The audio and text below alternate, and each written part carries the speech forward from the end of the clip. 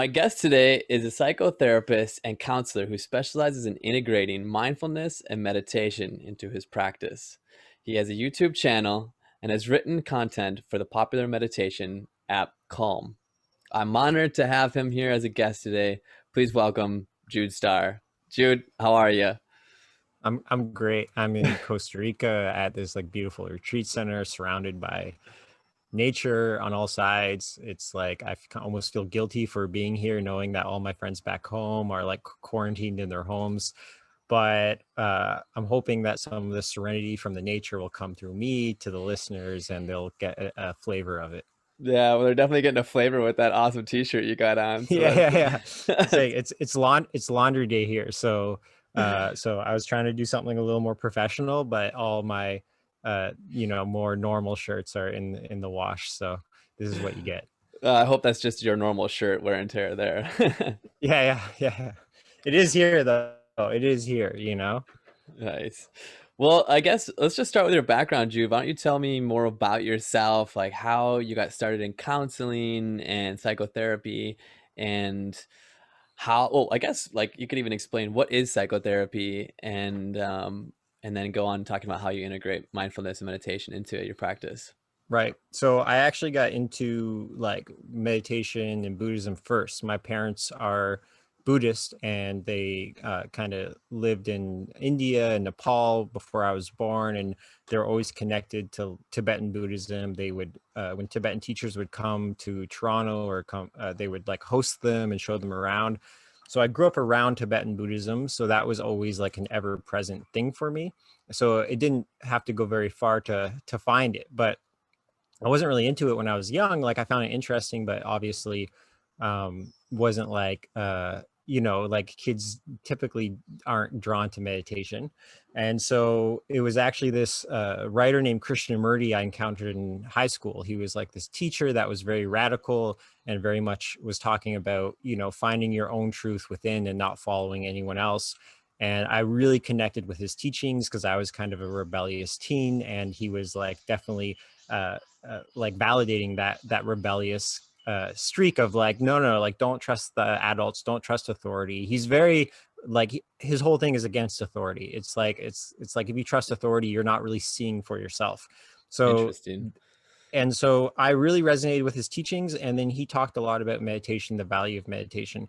And so I was like, okay, there's something here. Like there's something, the way to truth, the way to whatever I was looking for, whatever I felt like there was something out there. It was through meditation I realized that I could, experience that. So that was how I got into meditation and Buddhism, was through that. Like the thing about Krishnamurti is he doesn't really give meditation instruction. So while I was like, okay, yes, I want to learn to meditate, he doesn't really explain how to meditate. And so that's when I turned to Buddhism, because I was like, I want to engage in Buddhism and just like learn this whole system. And Tibetan Buddhism is very rich in its kind of structural system of like, you do this and then you do this. And so I got into Tibetan Buddhism and studied formally when I was like 21 for about a year. But I found like the traditional way of doing it was too hard for like a typical Westerner. It's like there's so much it's so demanding, and I just wasn't ready for that. You have to give up a lot, and I wasn't ready to give up a lot. I was young and I wanted to live a life. So I kind of put that on the back burner. And then later, like when I was 23, I was like having a hard time, feeling pretty depressed. I think it was definitely a thing with a girl, and I was essentially heartbroken. And I realized that the relationship was the only way I got good feelings. Like all my good feelings came from this relationship, and outside of that relationship, I didn't know how to feel good. And I was like, you know what? I feel like I need some therapy. I was reading Ken Wilber at the time, and Ken Wilber would talk about Ken Wilber's was studied in Buddhism, but he's all about this theory of everything, integrating all knowledge into like this one system, one way of understanding. And so he talked about Gestalt therapy and the value of it. And so I had that word in my mind and like Gestalt therapy. And then I Googled like holistic therapy, and I ended up finding like immediately through Google this guy in Toronto who ran a therapy training school, who also had like 30 years experience and Zen Buddhism. And I was like, okay, this is what I want. I want someone who will understand like my attraction and the pull that I feel towards Buddhism, but who can also like do therapy with me. And Yeah. as soon as, so I did a session with him. First session, he was like, what do you want? Like, what do you want out of life? Where do you see yourself in the future? And I was like, I don't know, maybe somebody like you, like, because he was the first like older person that I felt like a kind of like a role model, like, oh, I could see myself being somebody like this guy, because I hadn't really encountered that before. Yeah. And so he's like, well, that's interesting because we have a training program here, and we're looking, and it's just started. And I had just signed up to go to university for social work at the time, because I was like, yeah, social work something. And the main social work class I was taking was the same night as this training. And so I dropped out of the social work program and switched to the training. And he became my therapist for like 4 years, and also my meditation teacher. And I went on a retreat with him as well. And he really integrated the stream of like psychotherapy, of like integrating the self, which is why my channel is called Being Integrated on YouTube, because it's very much about like finding all the disparate parts of self, finding all the parts like we rejected or we don't want to look at, and really acknowledging them deeply, and being with them and accepting them and moving through them. Because, and this addresses your issue of what is psychotherapy. There's many types of psychotherapy, but like the original kind of type of therapy that like Freud and Jung were doing could be called like psychodynamic. And psychodynamic is looking for our unconscious drives, like what are the unconscious factors that are driving us. This was like the big discovery was the unconscious. Before Freud and Jung, people didn't know about the unconscious. They thought there was only the conscious waking mind. And Hmm. they were studying dreams, and they found, and when you go in, you notice that all of our behaviors and feelings are often motivated by energies that we're not fully aware of. And so the practice of psychotherapy in the way that I practice, which is not the way everyone practices, is making these parts conscious. It's bringing more into conscious awareness. And in this sense, it goes really well with meditation and Buddhism, because that's also about being very awake and aware of what's happening all the time. So I use psychotherapy as a way to deepen my experience of like meditation. It's like, okay, yes, we want to be aware of things, but if you're on retreat, which I was on, you feel blocked. And sometimes it's like not much is happening. And then you find there's some part that uh, doesn't feel safe to come out. And you can use therapy to go into those parts to feel in, okay, well, what isn't uh, being acknowledged, or what is the resistance towards opening more to our experience. And we can find that we're like very contracted. And this is what I find with like every client I work with that there's some part of us, all of us, that contracts, that's afraid, that doesn't want to experience something, that doesn't want to look at something, usually doesn't want to feel something. And when we contract, we keep it stuck, and then it's stuck. And so what I do with clients, what I do my personally, is I look at where the contractions are, where the resistances are to feeling things, and then I find, how can I feel more safe to experience this? How can I experience this more fully and acknowledge it, and actually do it essentially with an open heart, like bring love and acceptance to these parts. So I think I addressed most of your questions, maybe. Yeah, no, that was perfect. Just stemming off of what you said, how do you go, inside of a client and find like what's contracting, like what they're Right. holding back? Like how do you do that? Walk me I through mean, that. the thing is, it's always ever present, like it's always with us. So you just start asking them, how is your life? What brought you to therapy? And you can find the parts that like we become so habituated to being a certain way that we stop really looking at it. Right. So a lot of people don't realize how contracted they are, that they're always holding tension in their body, that they're always resisting certain types of experiences. And so it's like, as you start to ask them these questions about how is your life, how do you feel on a day-to-day basis, what kind of experiences are, most present to you, what kind of experiences come up, what kind of conflicts come up internally or externally in the world. It's you just follow those threads in deeper and deeper, and you look at, okay, as you start going in to the feelings, you can, like, for example, you can say, okay, there's this feeling that you're always feeling, that's always coming up. Let's like close our eyes and go into the feeling. What does it feel like? Where do you feel it in your body? And then I'll often ask something like, do you remember feeling this way as a child? Do you, and there's almost always like a yes. And then they can usually get either a specific experience or like a time in their life where this feeling got locked into their system. So it's often has to do with, parents, how our parents' personality type, how they are, but also how they relate to us gets Mhm. kind of locked in our system and creates us to be a certain way. And then that becomes this habitual way of being. So it's going in and finding, okay, well, what parts did we shut down of ourself in childhood? What parts do we feel shame around or not safe to experience? And then that causes the contraction that locks it into our being. And then that like leads to us feeling stuck. Wow. Wow, that was I mean, there's a lot of truth to that, and even in myself, I see it, like, I'm like, that really resonates with me, and I kinda wanna talk more about how you address your clients that have ADHD. This is how I actually found you on YouTube, is I was trying to find out what are some natural ways of controlling ADHD, not curing it, but at least controlling it.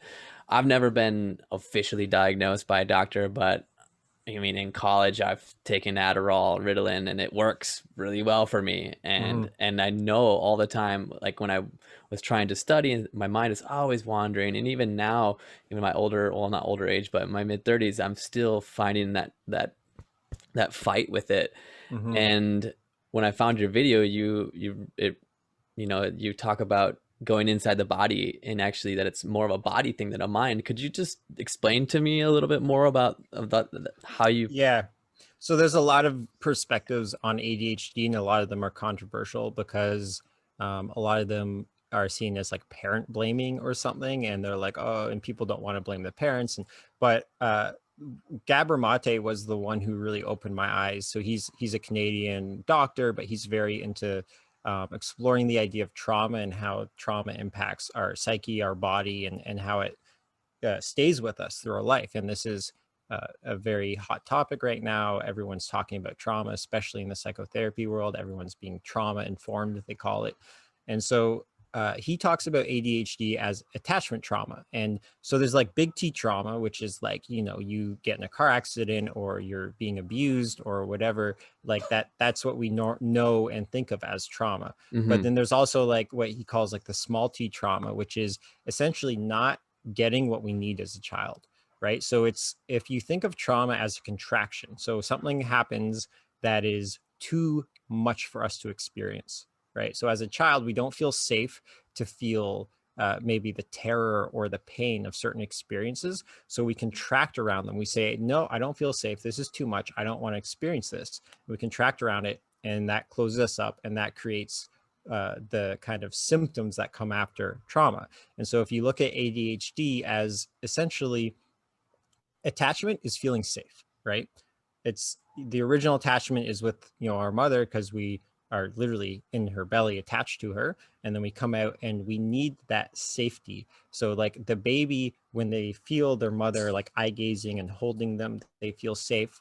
And if the mother leaves the room for a while, the baby will start crying. It doesn't feel like its needs will be met. It feels like, oh no, I might die, because without, the mother taking care, Yeah. the baby might die. And so what Gabor Mate says is that if the parent has a lot of anxiety or anything else going on, that they're not able to fully attune to the child. So they're not able to attune and make the child feel like they're really present and safe. Then the child gets this kind of like hypervigilance locked into the system, where they feel like, oh no, I'm not safe. I need to look after myself, right? And that, when it's like a fight or flight type thing, or Yeah. fight, flight, freeze. And so we're always like scanning the environment for danger. So you'll notice like ADHD people, it's like they have trouble focusing, but if anything happens in the room around them, they're just like, what's that? What's that? Because they have trouble feeling really safe to just immerse themselves in something, because when you do that, you're being very vulnerable. Like, some like our ancestors, you could say like a cheetah might come up and attack you from behind if you're really engaged with something, right? So Yeah. it's like, um, so there's this whole idea of feeling really safe to and settled. And ADHD people never feel settled, and the feeling of not being settled is restless. There's restlessness, there's unease, there's distress in our body. And so the approach I take is dealing with that directly, of looking at, well, what am I feeling here? And we get caught in this negative feedback loop where we're feeling restless or distress in our body, but we don't like that feeling. So we resist or we avoid the feeling, and we distract ourselves from the feeling. And so that creates more of a contraction around restlessness. It just makes it harder and harder. So the meditative way is to fully accept what we're feeling, to open to the sensations of discomfort, and through the opening, they become less difficult. Like the suffering quality goes away to them. So we're essentially attuning to our body, which we've been ignoring because we're so distracted, because it's uncomfortable there. There's like distress in our body. There's this restlessness, and we don't like it. So we pay attention to anything else. Yeah. And instead, when we come in and really be present with it, you can start to like soothe it bit by bit, and it might not be immediate. You can't expect it to be soothed. You have to just accept what's there. But as you're really present and paying attention to it, it naturally starts to kind of almost like level out. Like it Mhm. becomes less like intense, the intensity. And sometimes it can become more intense if you're really open to it. But if you Yeah. can stay open to it, it will change. The experience shifts. So that's essentially, the approach that I take with a real. So there's lots of, we could do symptom management all day, but if we're not understanding like what's really happening in the body and addressing that feeling of restlessness, this feeling that something is wrong or something is, this unease that like there might be a threat, or often there is a threat, like there's a huge existential threat. There are many existential threats in the world, and that just makes the ADHD worse. So since the pandemic hit, everyone's like, everyone I've talked to at least has said focus. They have so much trouble focusing, and that's because we're on this high alert. We're just scanning the environment, always like ready for something to happen, right? So Yeah. we're actually living in this sense of fear. And the truth is that the threat's going to be there whether we're aware of it or not, right? And so being in the state of high alert all the time is just running out our energy. It's just making us more tired and actually less able to respond intelligently or effectively to the threat. And so the practice is, this is what meditation is all about, is Yeah. just this deep acceptance of whatever's happening and not trying to fight or resist it. And it sounds kind of simple, but it's certainly not easy. There's so many blocks that get in the way. And so that's what I'm doing, is I'm helping people work through the barriers, the blocks, the resistances to accepting what they're experiencing. Okay. So are there specific types of meditation that work better than for someone who has ADD or ADHD? Absolutely. So this was where I most times that you start to learn meditation, it's just like, it's the same instruction. It's just be with your breath. The mind wanders, bring it back to the breath. Yeah. And or an ADHD person, that is usually torture, like to try to Yeah. force Yeah. yourself to focus on something. It So is. ADHD, we have lower dopamine in the brain, and we're addicted to things that we find interesting or compelling. And the breath uh, is can be boring. I don't want to say it is boring, because it's definitely not boring once you really, if you're fully present with it. But if you're not like trained or you're not really deeply paying attention, it's boring. And the boringness, trying to bring your mind back to something boring over and over, the part of your brain that's responsible for focus actually shuts down, and it becomes harder. And then you're stuck in this like super frustrating thing of like, I know I should be paying attention to this, but it just gets harder the harder you try. It's like a Chinese finger trap. You pull and it gets tighter. Like the Yeah. harder you try, more you try to get out of it, the tighter it gets. And like that's what it's like to have ADHD and be trying to focus on something that you don't find interesting, that's not feeding your dopamine. So I teach more of a mindfulness meditation, and I know many other ADHD meditators who have found like a mindfulness meditation, because in mindfulness, you're not trying to bring your mind back to your breath. You're trying to become very interested in what you're experiencing, and you're trying to look at the subtle aspects of your own experience more and more intently.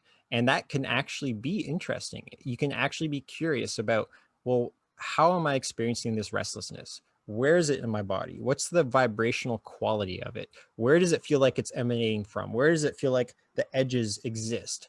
What about the space in which it's happening? There's so many aspects that we're not paying attention to. So to bring the challenge. So what I always say with meditation is whatever the barrier to meditation is, right? So like the thing that's keeping you from meditating, you make that the object of practice, and then it opens up. So for me, the barrier to meditation was this restlessness that Yeah. I couldn't focus. And so I made the restlessness the object of meditation. I would just meditate and be open to the sensation of restlessness in my body. And it's funny, like you start to experience it just as a vibration after a while. So the idea that, oh, this is something I hate and something I need to escape changes, and you can just kind of bathe in this vibration. You can just allow it to be there. It's the same with anxiety, that if you're feeling anxiety, you can just let go of the idea that this is anxiety and just be with the vibrational quality of anxiety, and suddenly it doesn't have the same pain to it. Like, so restlessness and anxiety, all these things are actually painful. Like the pain parts of the brain light up when you're experiencing these things. Interesting. And so what you're doing is you're opening to the pain and you're allowing yourself to experience it more and more fully. Wow. I was just thinking, so the last 30, like 38 days or something, I've been doing meditation every single day, really, really trying to dive into it and practice and grow. And that's something I always find difficult, especially in the first 15, 20 days. There were so many times that I would start drifting off and get frustrated and be like, oh, like I'm losing my concentration. And you talk about on your channel how that is a pivotal moment in your meditation, like how you, when you recognize that, don't get upset with yourself, Mhm. that you should be aware and grateful that you caught your consciousness and then Right. bring it back in. Right. So if we put a negative connotation on an experience, we will be less aware of it. So essentially, if you catch yourself off in thought, so you're trying to meditate, and then you notice that you're distracted, that is like a win. That is what meditation is all about, especially at the start. It is noticing that, oh, I'm not doing what I was intending to do, and that noticing, that's waking up. That is waking up out of the slumber of thought. So in meditation, they talk about this idea of identification. Identification is when you're so in a thought that that's all that exists, or you're so in a feeling that that's all. When people lose it in anger, they're not present to the anger. They are the anger. They're Yeah. fully identified. They're just in the flow of it. And but when you can step back and just observe it and notice, like, hey, I'm not the anger. I'm the observer. I can watch the anger. So with any experience, it's all about uh, being able to step back and notice. So when you notice yourself not doing the practice that you intended to do, that is a huge win. That is a moment of waking up. That is a moment of mindfulness awareness. And we want to create a positive association around that. And if we create a positive association, those moments will happen more and more. People, what they do is they say, oh no, I was thinking I shouldn't be thinking, and they create a negative association. And then the mind doesn't want that to happen. It happens less and less, right? Interesting. So we're trying to cultivate more and more of those waking up mindful moments where we catch ourselves in thought. And like that's what the practice of mindfulness is creating those moments as much as we can. Yeah, I really noticed in the last 2 weeks when I have recognized it, I've been able to get back in a lot quicker and find that calmness and that stillness in my body and get back to the breath and actually and not find the breath being boring. So Right. I that really And right. And it's all about, so there's this term equanimity, which is just the allowing of things, the not resisting of things. And the more that you can uh, have that attitude of just like flowing with whatever's happening, whether it's something you intended to happen or not, but just not judging around it, not saying, oh, that's bad, or just saying, oh, yes, this is what's happening. Not good or bad, but just being really present with it and very okay with it. That is the practice. That becomes smoother, then everything in your life becomes smoother. Then when something happens that is, truly disruptive, you could say, you just, this is just an experience I'm experiencing, right? And you don't tighten up around it so much, you will your body has its own intelligence and it does tighten up around things. But if you do this with awareness, if you practice the openness to experience, your body contracts less and less, and it makes all experiences flow easier, better, smoother. So when you do have, like I said, disruptive, notice I don't say like bad experiences, Yeah. because bad is a judgment on the experience. Bad means I don't want this to happen. But when you can embrace it and allow it to happen, you move through it much easier. You don't hold on to it as long. The contraction is a holding, right? And so whatever you're feeling that you don't want to feel, the not wanting to feel it makes it stick around for longer. Wow. Right? So the more you can open to the feeling, the sooner you're going to get through it to the other side. And for really intense feelings, people with like really serious childhood trauma or whatever else it might be, you may have to be open to it for long periods of time, and you may have to feel it more and more to get through it. And this is where like therapy is really helpful, is that when I'm working with a client, I'm helping them stay open to the experience, and it can take weeks or months of doing that to actually start to get through it to a point where it starts becoming less intense, right? Because it can become more intense, but also more okay at the same time, which is the Mhm. weird paradox, is like you can feel it more, but it hurts less. This is what I find really intriguing, as the podcast is about alternative medicine, and your therapy is more based on going inside and actually finding out what is the issue versus medicating your patients, Right. or like with, I guess specifically we've been talking about ADHD, like not Yeah. giving them Ritalin just to be like Yeah. focus. It's It's more about it's yeah. finding that It's restlessness. symptom management versus uh resolving the underlying issue, right? And Mm. sometimes, in certain cases, if somebody is in a very severe state, the first thing you have to do is symptom management, because they're not able to go in deeper. So a lot of those therapy techniques that are only kind of lower your symptoms can be extremely crucial, especially for people with more severe types of trauma. That you need to learn to manage the symptoms so you can feel more safe to experience them. So then you can go deeper and layer by layer. And so it's not like symptom management isn't useful. It's extremely useful. It's essential. But if you're not going deeper into your experience, if you're only using the symptom management to actually like put aside the experience, then it's just always going to be there in the background, in the unconscious, and it's going to come out like through all sorts of ways, through your dreams, through any kind of trigger. Right? We talk about like a thing happens and then suddenly a big emotion gets triggered, Yeah. and so we look at these triggers. Like I know triggered now is like has a new connotation with the whole politics of what's happening in the world. But originally, like when I was introduced to the term almost 20 years ago, a trigger is an opportunity to learn something about yourself and to be more open to a part of yourself. And Okay. so when you notice something is triggered, somebody says something and suddenly you feel this deep sadness well up, that's an opportunity to say, oh, what's this sadness about? How can I be more in the sadness? How can I experience this with more openness? And how can I follow it to like its root, its source, Yeah. and open to that, right? Yeah, instead of just fighting it, instead of trying to push Yeah. it back down and Yeah. and try to change your mind or look at something else and distract yourself. Yeah. I can Absolutely. It's the fighting experiences is always a losing battle, right? It's always trying to control your experience as a human is futile. You know, Yeah. it really is. And so the like kind of the irony of it, or the paradox of it, is the more that you give up control, the more you actually feel okay, the more you feel almost in a sense in control, because you realize that control is just an illusion, that we really don't have control, and you just allow things. It's like a calm abiding. You just allow things to work through you, or to arise and pass, right? There's an arising and passing of all experience. And that one of the core precepts, or like the core ideas in Buddhism, is impermanence, that things never last. And it's really important when you understand that, because we're often afraid to open to experiences, because we're afraid if we open to it, we're going to be stuck with it. Yeah. But what they teach is actually the opening to it allows it to change. Interesting.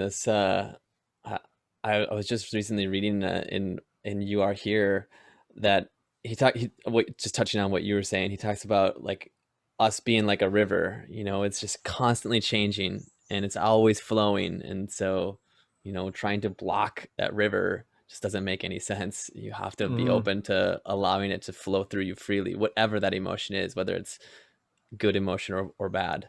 Yeah, absolutely. It's like one of the things that is, we are not wired that way. That's not the natural way that humans, our body works. Our body has its own intelligence, right? And this is something that comes up a lot, especially in psychotherapy now. There's this whole stream of somatic psychotherapy, which is amazing, that acknowledges that the body has its own intelligence, it has its own reactivity that is different from the mind's reactivity. And sometimes they're in sync with each other, but sometimes they're not. So we can, be thinking a certain way, wanting to do something, but our body could be saying no. And it can be just be like, no, no, no. So we have to learn. It's like, I almost say like a traumatized person, the trauma lives in the body. And Yeah. when if we want to help our body open and feel at ease, it's the same, like, like you find like a rescue dog who is like very nervous around people and it's very scared. Like these dogs that are just like, they're like, you can tell they have a lot of fear. And if you Hmm. want to help that dog relax, like you can tell the dog has a lot of anxiety. It's like, how do you do that? You don't run up to the dog and say, relax right now. What, and we all intuitively know this. What you do is you kind of sit, you don't get too close to the dog, right? You sit at a distance where the dog feels safe, and Yeah. you just be present with them, be present with the dog, and just like be at ease in your own being. And Hmm. be at ease in your own being, then you can move a bit closer, and then you can get close enough where you can start to gently pet the dog, and that will slowly help the dog relax because the dog sees that you're safe. And it's the same with our own body. It's like if you just try to force your body to be a certain way, it's just going to be like, nope, it's going to do the same thing the dog does, bark or run away or whatever else. But so we have to approach our body with that same sense of care and presence and slowness, and just be really, so like I'll guide people, just try this right now. Put your hand on either your chest or your abdomen, wherever just feels natural, Okay. and just close your eyes and just feel the presence of your hand as just this warm, light, caring presence, and slow your breath down a little bit. And just notice if anything changes. We're not trying to make anything change, but notice if anything does change.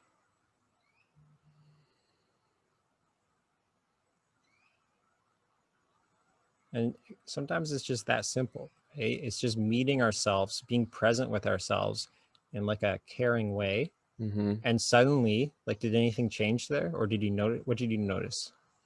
Well, I immediately felt my body become more calm Mm, immediately. right. Like there's, I felt like there's a little tension and maybe of nervousness, Mm-hmm. and felt that relax. It's Mm-hmm. almost instantly. Yeah. Yeah. Yeah. Yeah. And that is a great technique. It's not just something you can show people like, hey, look, you could do this, but really actually practice that.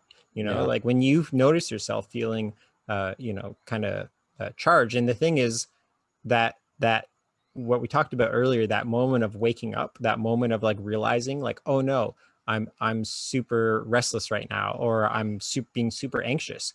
That's a great moment, because then we can step back and say, okay, well, what does my body need right now? And Yeah. we can just tune in and say, okay, hey, it's okay. It's okay to feel this way. We're not saying you got to calm down. We're saying it's okay to feel anxious. It's okay to feel restless. This is all okay. We can just be this way, and it's not the end of the world. We don't have to fight it. And just that attitude is what allows it to calm down. But if we try to calm it down forcefully, it's just going to create more of this inner conflict, more of this Yeah. rupture, and it's just going to spin out. That just when you like, I guess the way that I'm thinking about that is if somebody's yelling at you, like, "Hey, stop that! Quit doing that right now!" It makes you just like freeze, And then if they were the other way around and like would come to you calmly and be like, "Hey, could you just please not do that?" I feel like it would be resolved so much quicker. Yeah, It's, exactly. Exactly. It's like that. um Part of our reactivity, it like comes from this like old, like kind of survival in the wilderness thing, where it's like there's a threat, oh, we got to fight it. And the reality is that most of the threats that come into our lives now, fighting them is not the way to make our life or anyone else's life easier. And it doesn't mean, so it's another thing that comes up in psychotherapy is this idea of boundaries, right? So it's not like you just have to accept everything and just take everything and roll over, but you can enact a boundary and say, you know what, like I'm not going to accept this behavior, and do your best to acknowledge how you're feeling and just say like no, right? So it's like it's healthy to be able to say no. It's really important to be able to say no. So it's not like we're just saying like, oh yes, I just accept everything and I'm never gonna. We have to kind of care for ourselves and realize what's healthy for us, what we're going to allow ourselves, what situations we're going to allow and what's good for us and not. So there is some discerning wisdom here that we need to enact, right? And Hmm. in many different modalities talk about these things differently. They talk about maybe the adult part, the mature adult part, or in DBT, they call it wise mind, right? There's this wise part of us that knows what's best for ourselves. And there's many parts, and there's a lot of parts that don't know what's best for ourselves, that crave things. It's like kind of like when we're presented with a salad or ice cream, part of us really craves the ice cream, but part Yeah. of us really knows the salad is what we need, Hmm. or will make us feel better in the long run. And so it's connecting with that wiser part that knows what's actually best for us, even if it's not what we're craving or what we're feel compelled to do in the moment.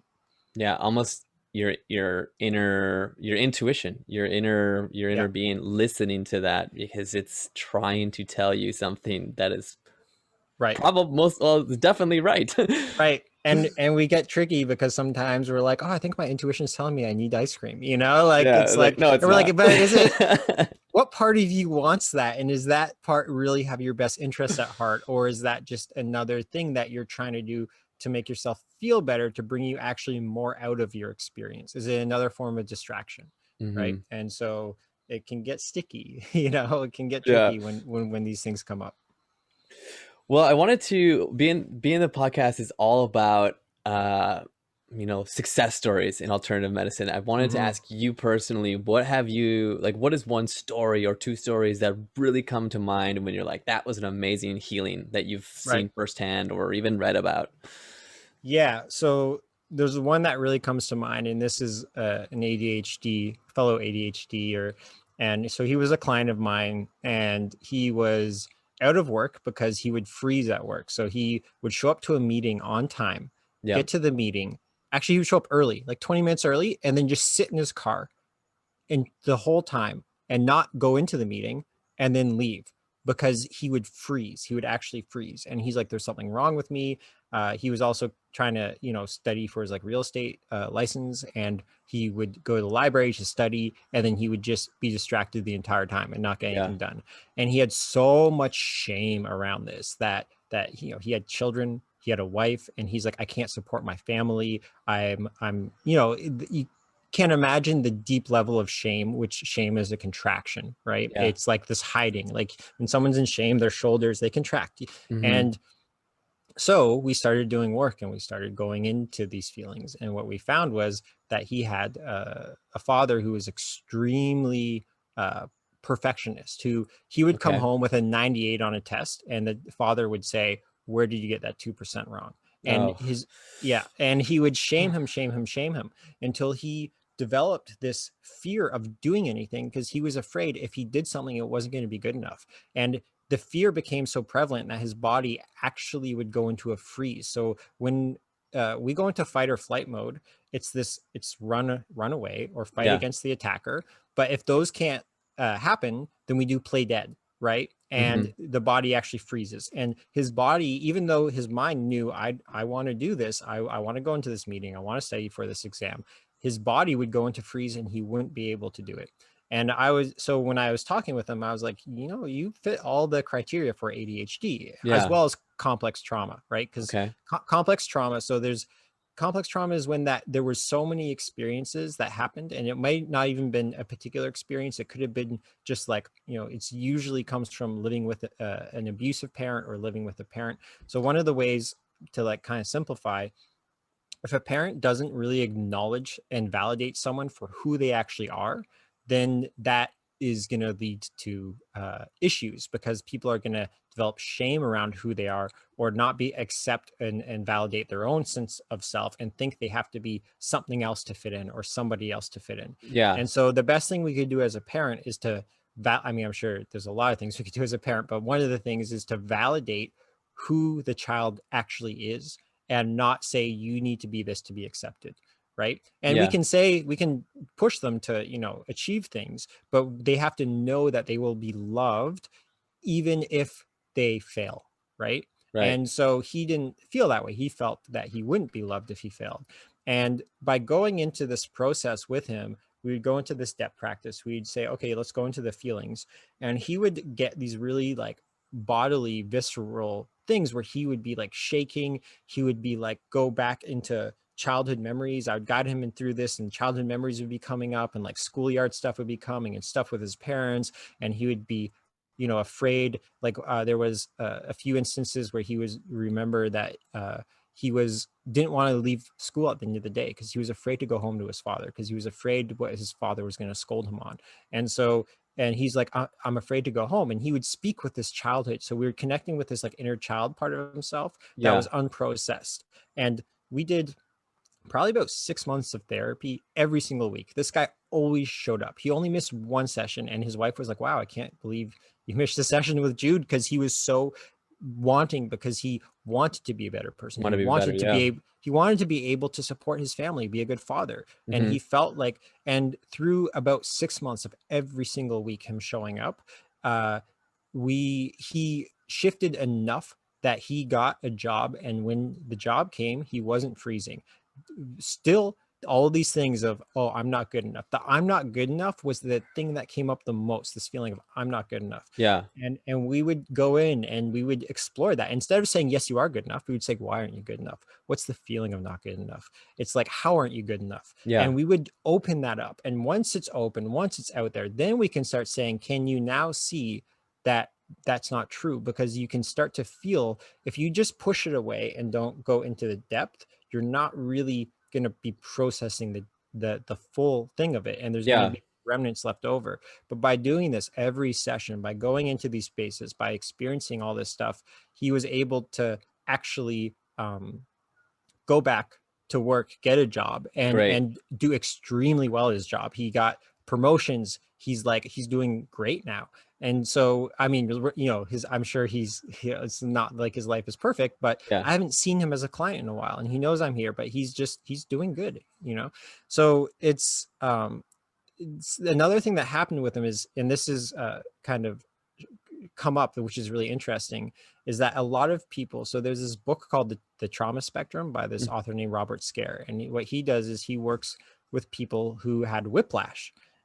So he was a rehabilitation doctor, and he found that like maybe 30% of his clients, no matter what they did, could not heal the whiplash. And then what he found out was that these 30% or so of people who have whiplash have a trauma, childhood trauma, complex Okay. trauma, right? And that of uh, the experience of like not processing the trauma created this block where their body wouldn't heal. So the whole body was contracted and tight, and then it couldn't realign itself. And so this client was in a car accident maybe about 8 or 9 years before we started therapy. And he had this back pain where he had to get these prescription like muscle relaxers that were really intense. Yeah. During his our therapy sessions, his back would seize up. He would like it would be like and it would be so intense. And then afterwards, there'd be pain in his back like the next day, and it would. So that was like a serious issue. But after the 6 months or so of therapy, and you know, we really went deep every session, did the work. His back problems went away. He stopped taking the muscle relaxers. The pain went away, and Wow. he had that pain for 7 years prior to us starting. 7 years. Yeah. And all we did trauma therapy, right? We worked through all of these feelings that he had been suppressing for so long. And what a good therapist does is they make a safe space for the Yeah. client to open up and just feel what they need to feel. And so that was essentially what we did. That was the practice. That was Max, by the way. And it really shifted the experience. It like the not everybody's healing path is so linear. Not everybody's so able to go into it, but he Right. was very lucky that he was, you could say, ripe. He was ready to really open to these experiences, and I was able to make him feel safe enough and guide him through the opening to all these feelings. And through that, he was very motivated. He was able to like completely shift his experience. He was 6 months later, he was like a different person, and that was like you know definitely a very inspiring thing that I saw. And not all my clients move through these things so linearly. They don't always come so game, and that's okay too. It's like wherever you're at, you have to work with that. But I think that's definitely like a standout story. Wow, just the fact that he was able to eliminate the muscle relaxers, and Right. and change so quickly just with Yeah. going inside and Yeah. addressing the problem, or and not even probably knowing the problem, but finding out what it is. And Hmm. what would you say to someone who's, like hesitant to having a therapist, to like they might have issues in their life, and they might say, oh, like, therapy is not for me. Like, what would you say to someone who maybe has that mindset? um uh, there so well it's I would say why. I would say, why is therapy not for you? And we, first of all, we want to validate people's resistances. If somebody feels like, oh, I'm not ready for this, it's like you can't force it on them, right? Yeah. So you say why, and you help them open up the why. So why isn't therapy for me? Oh, I mean, let's role play here. Why isn't therapy for you? um well, because of my ego. Like, I'm stronger than that. I don't need a therapist. I'm okay. Right. Right. And then I would say, okay, well, then then good. Then it sounds like you're fine. Obviously, they're probably not fine. But what you're looking for is, how do you suffer, right? Or how are you in pain, or how are you challenged in life? And then, I would find those areas. And first of all, I'm not trying to convince anyone that therapy's for them. It's like, really, there's this, you have to respect people's free will and people's decisions, and that Yeah. people have their own timelines and their own timing when they come to things, when they're ready.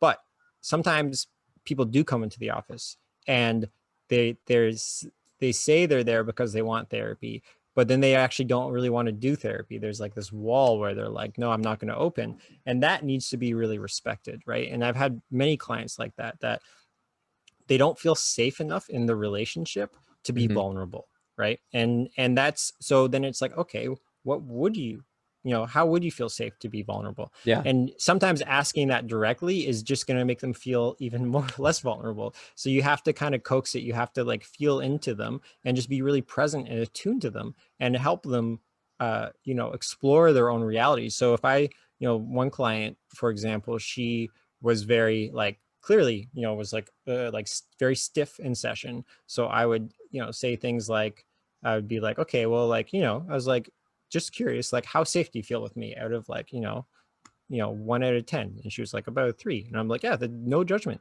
That's fine, because that's telling we're learning something here. We're learning that, you don't feel safe to be here. You don't feel safe expressing things to me, and that's okay. So we're just validating people's that that uh, that block, that resistance is there for a reason, because it has kept them safe. It's served a purpose in the past, and we don't want to try to blast through them. You want to acknowledge them and see, why is this here? When didn't you feel safe? What happened in your childhood? And this may be going a little too fast for some people, but what Hmm. you're really looking for is, what happened in your childhood that you didn't feel safe with people. Yeah.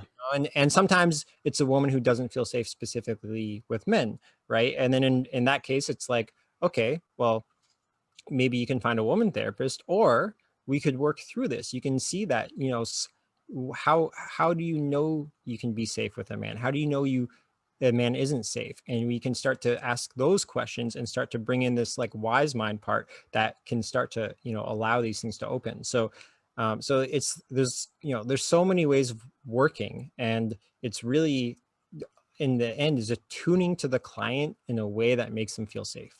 That's like, in essence, what how the real things start to unfold. That's great. I want to, before we end here, I wanted to, I guess, let the listeners like find out how can they find out more information about your services? Where do they find you online? What's your Right. website, YouTube, So etc.? my YouTube is being integrated, and that's where I'm putting all my energy. I haven't done a video in a while, but I'm actually working on a few, and I'm actually working on like a whole ADHD course and guided practices in little bite-sized chunks for ADHD. And so you'll be able to find that through my YouTube when it's out.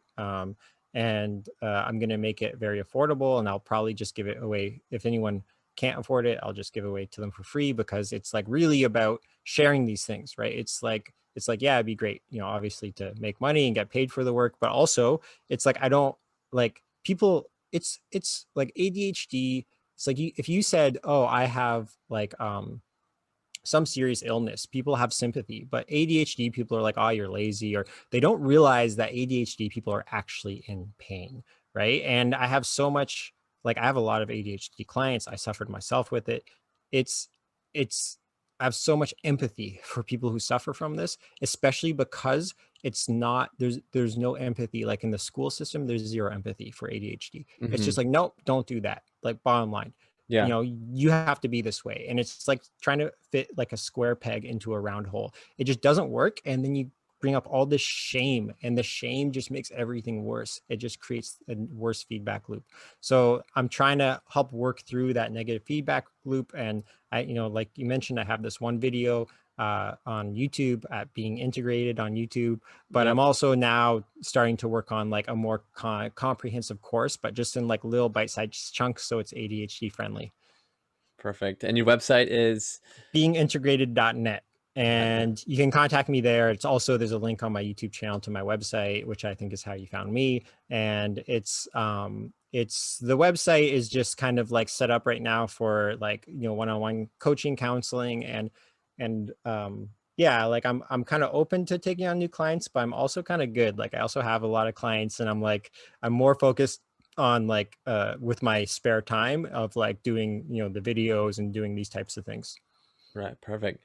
Well, guys, if you're struggling honestly with ADHD and this podcast resonates with you, reach out to him. I'm gonna put his all of his contact information in the show notes, and you'll be able to find him, and he'll be able to help you through. I'm sure, I'm confident. Just the one video has helped me out so much. And Jude, it's been a real pleasure having you on here Yo, today. it's been great. It's super great conversation, great questions, and you have a great shirt. So Ah, thank you. it's like we're on that same wavelength. Well, Jude, thank you so much. You have a wonderful day. Okay, thank you. Take it easy. All right, bye.